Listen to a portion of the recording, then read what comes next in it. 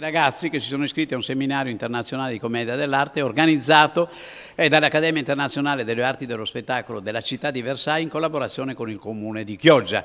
Adesso stiamo facendo tutta una serie di esercizi, quindi la grammatica sonora, la grammatica del corpo, per scaldarci, e poi prenderemo tutti quanti i costumi di commedia dell'arte e andremo nel mercato a fare delle animazioni teatrali, e quindi con l'obiettivo di incontrare la cittadinanza e riportare in auge quelle che sono le maschere della commedia dell'arte. Noi vi ringraziamo e quindi vi aspettiamo poi tra poco, tra un quarto d'ora, 20 minuti, esattamente. D'accordo. Grazie mille, grazie a voi. Viva la commedia!